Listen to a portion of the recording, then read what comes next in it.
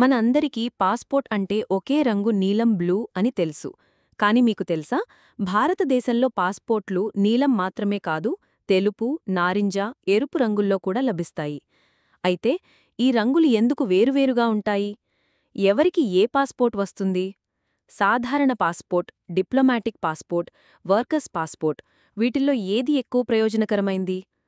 ఈ వీడియోలో మనం ఈ పాస్పోర్ట్ల మధ్య తేడా, వాటి ప్రయోజనాలు, ఎవరికి ఏ పాస్పోర్ట్ వస్తుందో తెలుసుకుందాం. ముందుగా మనలో ఎక్కువ మందికి తెలిసినది నీలం, బ్లూ పాస్పోర్ట్. దీన్ని సాధారణ పాస్పోర్ట్ అని పిలుస్తారు. ఇది సాధారణ పౌరులకు మాత్రమే జారీ అవుతుంది. ఉద్యోగం, విదేశీ ప్రయాణం, చదువుల కోసం, పర్యటనల కోసం ఎవరికైనా ఈ పాస్పోర్ట్ వస్తుంది. వయసు ఆధారంగా 36 లేదా 60 పేజీల రూపంలో ఉంటుంది. ప్రయోజనమేంటంటే, ప్రపంచంలోని ఎక్కువ దేశాల్లో వీసా అప్లికేషన్, ట్రావెల్ ప్రాసెస్ చాలా సులభంగా సాగుతుంది. ఇప్పుడు తెలుపు పాస్పోర్ట్ గురించి మాట్లాడుకుందాం. ఇది సాధారణ పౌరులకు ఇవ్వబడదు.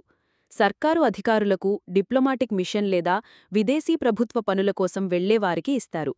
ప్రయోజనమేంటంటే, వీరికి ప్రత్యేక సౌకర్యాలు, కంట్రోల్ తక్కువగా ఉంటుంది.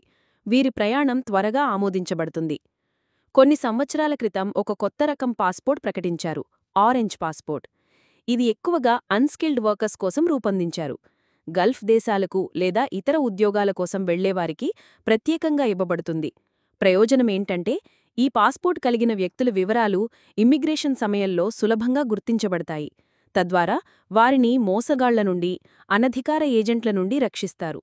ప్రస్తుతం ఆరెంజ్ పాస్పోర్ట్పై కొన్ని వివాదాలు ఉండడంతో కొన్నిసార్లు ఆ ప్రాసెస్ నిలిపివేయబడింది.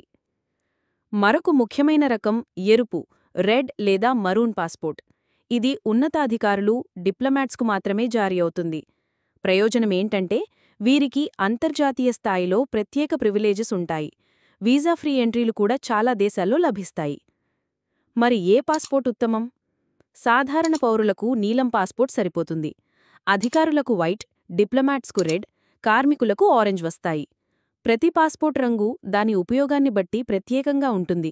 కాబట్టి మీ పాస్పోర్ట్ రకం ఏదైనా సరే, దాన్ని జాగ్రత్తగా కాపాడుకోవడం, గడువు ముగియకముందే రీన్యూ చేసుకోవడం అత్యంత ముఖ్యం.